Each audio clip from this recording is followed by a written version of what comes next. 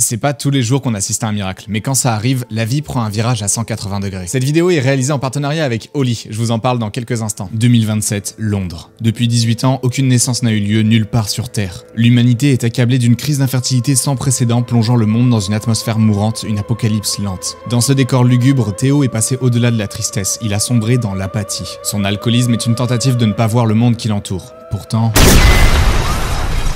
certaines choses ne peuvent pas être ignorées. Pour la défense de Théo, l'espoir est mort le jour où son fils a perdu la vie. Seulement, le film nous montre que son apathie n'est pas la seule réaction possible. On rencontre plus tard Julianne, l'ancienne compagne de Théo, la mère de son fils.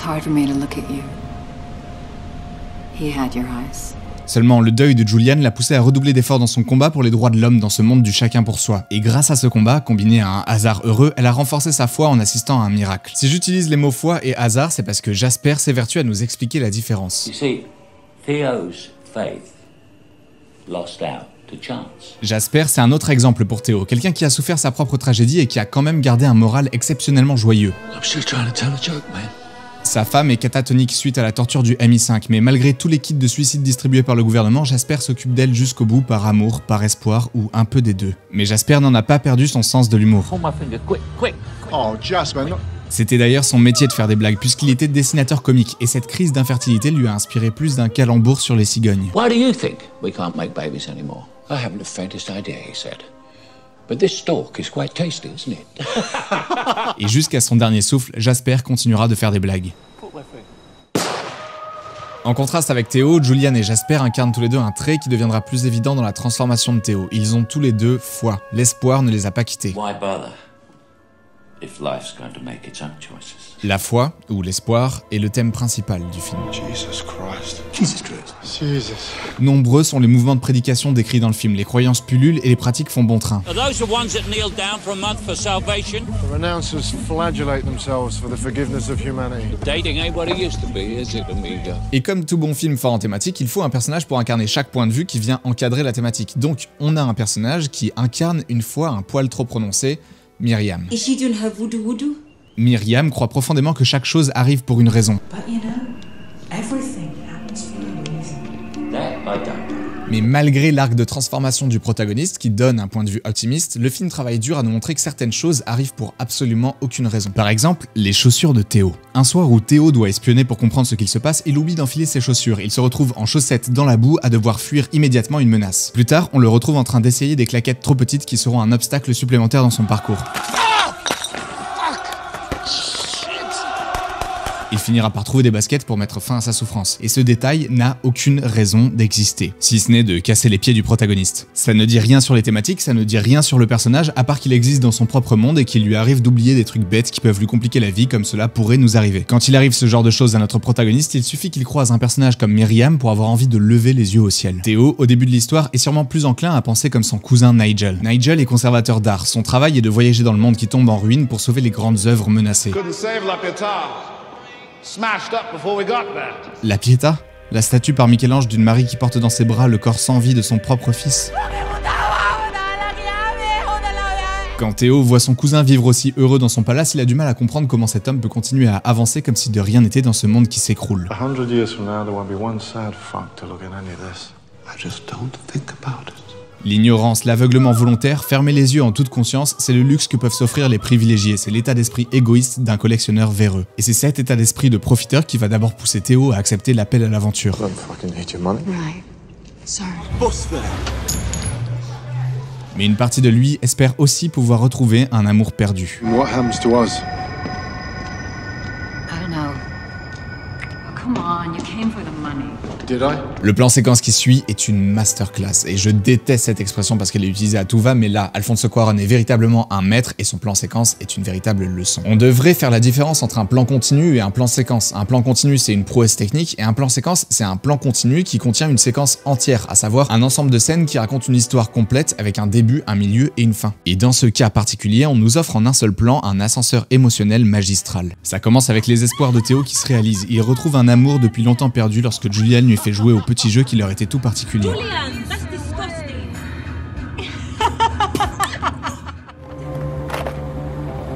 That's it. Shoot him, Robo. I'm taking you downtown.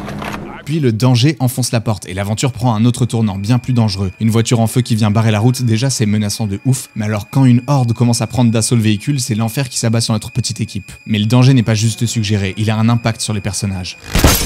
La seule personne qui pouvait rendre Théo heureux à nouveau lui est arrachée alors qu'il pensait à peine l'avoir retrouvé. Aussi, il y a sûrement une coupe cachée ici parce que là il y a du sang sur la caméra et là il disparaît, mais bon, je voudrais pas gâcher la magie. Et enfin, le dernier danger de la séquence, c'est la police, parce que Théo essaiera plus tard de retourner à Londres. Maintenant que Julian est morte, il n'a pas de raison de continuer. Mais il ne pourra pas abandonner puisque le meurtre des 2 officiers le rend complice et ça lui retombera dessus un peu plus tard. Something about a cop killer. Something about a big reward. En un seul plan, on a le droit au moment le plus joyeux et innocent du film, puis on nous détruit cette innocence et on coince le protagoniste dans l'aventure qu'il avait à moitié acceptée tout en préparant un élément qui sera utilisé au début du 3e acte. Après tout ça, un petit remontant ferait pas de mal. Apparemment pas ce remontant-là. Dites non à l'alcool. Dites oui à Oli. Oli, c'est une marque de boissons sans sucre. Il faut que je vous raconte pourquoi je suis devenu accro à leurs boissons énergisantes. Là, ce que je bois, c'est du Raspberry Raptor parce que je kiffe la framboise et ça m'aide vraiment à rester concentré, que ce soit sur l'écriture, sur le montage ou même quand je tourne ces vidéos. Ça me donne toute l'énergie dont j'ai besoin. Je travaille seul chez moi. Je tourne en rond dans mon appart toute la journée, tous les jours, toute l'année. J'ai de la chance, je fais ce que j'aime, donc je changerai ça pour rien au monde, mais ça m'arrive d'avoir un petit coup de mou. Et parfois, tout ce dont j'ai besoin, c'est un petit... Je me fais un Oli Energy, je le dégomme parce que le goût... Le Raspberry Raptor, là... Une fois que j'ai dégommé la gourde, je sais que pendant plusieurs heures, je vais rester à fond, je vais être productif, je vais avoir envie de faire du sport, alors que je suis une loque à la base. J'ai la patate. C'est assez ouf ce que ça me fait. Enfin voilà, ils m'ont rendu complètement accro, je trouve ça génial ce qu'ils font. Ma famille a adoré les Ice Tea cet été. Je viens de tester la nouvelle gamme hydratation pendant ma dernière séance de sport. J'ai goûté le goût pêche, c'était parfait. Non seulement c'est sans sucre, mais il y a aussi plein de vitamines. La gamme Hydration contient des électrolytes et des minéraux pour favoriser l'hydratation. Les Ice Tea sont à base de thé et les goûts sont fulgurants. Et les boissons énergisantes comportent de la caféine et de la New Caf. C'est une caféine micro-encapsulée qui se libère plus lentement dans le corps pour avoir un effet sur plusieurs heures. Ils font aussi des calendriers de l'Avent pour ceux qui veulent découvrir tous les goûts. Vous avez 5 € offerts sur votre première commande avec le code Erwan5 et 10% sur toutes les autres commandes avec le code Erwan. Ça vous permet de vous régaler avec moi et de soutenir cette chaîne. Merci à vous, merci à Oli, et en parlant de petits miracles, revenons à notre Théo. Théo, c'est le préfixe savant qui en grec signifie Dieu. Théologie, l'étude de la religion. Théophile, celui qui aime Dieu, donc forcément dans un film qui parle de foi, Théo c'est un nom adapté au protagoniste. Les fils de l'homme aussi, c'est un titre super adapté à un film qui parle de foi parce que Jésus dans les évangiles était désigné comme le fils de l'homme et est un enfant impossible, né d'une femme vierge dans une étable. Ainsi, c'est dans une étable que Théo va témoigner d'un miracle à son tour.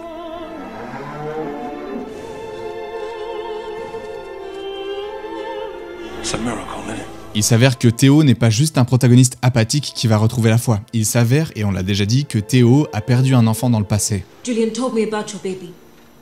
Said his name was Dylan. Dylan est le fantôme de Théo, sa blessure profonde. Dylan sera sa nouvelle motivation, incarnée dans ce miracle. Et sinon, pour le parallèle avec la Vierge Marie, I'm a virgin. Be wicked, eh? le mouvement rebelle de Julian est nommé les Fishes, les poissons. Et vous savez qui d'autre est représenté par un poisson?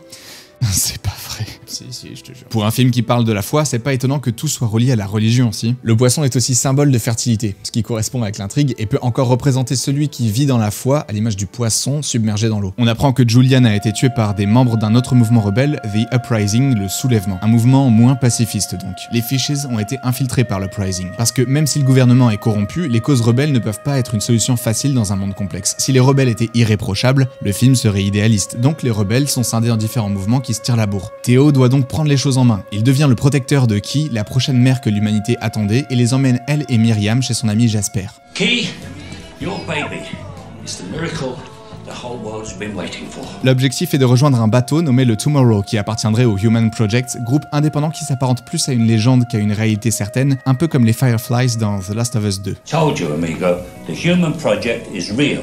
Yeah, but you're also the guy that believes in UFOs. Jasper arrange avec un contact à lui une infiltration dans le camp de réfugiés le plus proche pour se rapprocher de la côte. Quand les rebelles ennemis les retrouvent avant leur départ, Jasper décide de rester pour ne pas ralentir Théo et Key et pour envoyer les membres de l'Uprising dans la mauvaise direction. Mais avant d'échouer dans cette tâche, Jasper accepte le sort qui l'attend et le partage avec sa compagne. Le coffret Quietus est un kit de suicide distribué par le gouvernement qui a pour slogan « Partez en paix ». Stop bullshit, what they say.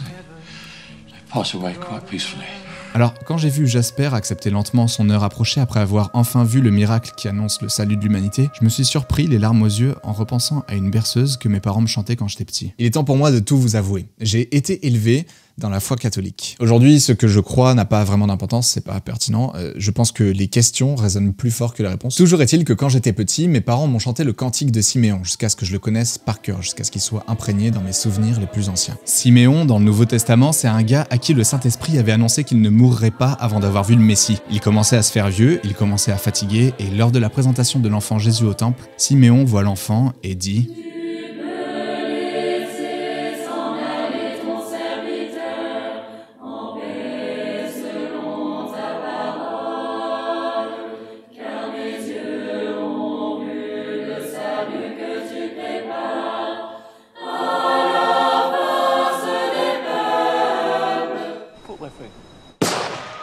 You tell me the fucking reason now.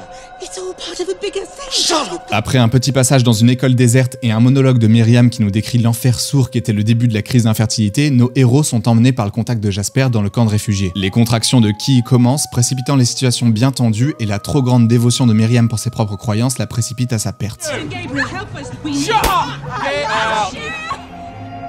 Tandis que Théo, sur le coup de l'improvisation, trouve les mots pour protéger Key. Piss. Caca. Smell. Go. Comme quoi, les prières les plus simples sont les plus efficaces. On assiste alors au miracle de la vie, sans une seule coupe dans le montage. Aren't we supposed to cut the cord? It's okay, there's no rush. Début de l'acte 3, alors que le Messie est né, le camp de réfugiés devient une zone de guerre. L'Uprising, conscient de la présence de l'enfant dans la zone, ont percé un trou dans la muraille afin de venir récupérer le bébé et l'utiliser comme un drapeau pour rallier le monde à leur mouvement. My baby's not a flag. C'est donc un plan séquence de capture l'étendard vivant dans lequel on voit Key se faire emmener loin de Théo et il va devoir la retrouver en traversant le No Man's Land dans le danger le plus dense, 1917 style, sauf qu'on est en 1927. En plongeant la tête la première dans ce bain de violence, on finit par mériter notre énorme gifle d'optimisme. Les cris du bébé percent au milieu des coups de feu et petit à petit, le monde cesse de s'agiter pour poser des yeux ébahis sur cet humble et puissant miracle. Stop! Cease fire! Cease firing!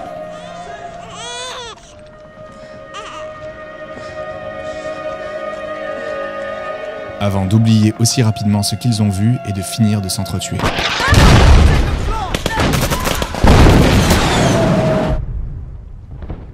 Théo réussit à emmener Key jusqu'au lieu de rendez-vous du Human Project avant de tomber inconscient, blessé grièvement depuis la séquence de capture l'étendard. Il a complété sa transformation, étant parti d'un alcoolique apathique qui avait abandonné tout espoir en l'humanité, Too late. World went to shit. It was too late before the infertility thing happened, for fuck's sake. pour finir en héros dévoué à la cause de l'espoir, ayant été éclairé à nouveau par la vision du plus beau miracle de la vie. Dylan. I'll call my baby Dylan. It's a girl's name too. Théo a accompli tout ce qu'il ne rêvait même plus d'accomplir, avant de se laisser cueillir par une mort probable. Et sa mort, on aurait pu la deviner avant même qu'il ne s'engage dans cette aventure. Quand Julian demande son aide à Théo, quelque chose nous avertit sur le sacrifice qu'il devra accomplir. Vous vous souvenez de l'explosion du début ? My ears are still ringing from earlier. You know that ringing in your ears? That's the sound of the ear cells dying, like their swan song. Enjoy it while it lasts. Le chant du cygne, c'est Platon qui l'a mis dans la bouche de Socrate. C'est une expression qui désigne la plus belle et dernière chose que quelqu'un réalise avant de mourir. L'histoire des fils de l'homme est celle du chant du cygne de Théo. La chose la plus belle et la plus importante qu'il ait pu accomplir, la dernière chose qu'il aura faite avant de mourir. Parce que certaines choses ne peuvent pas être ignorées.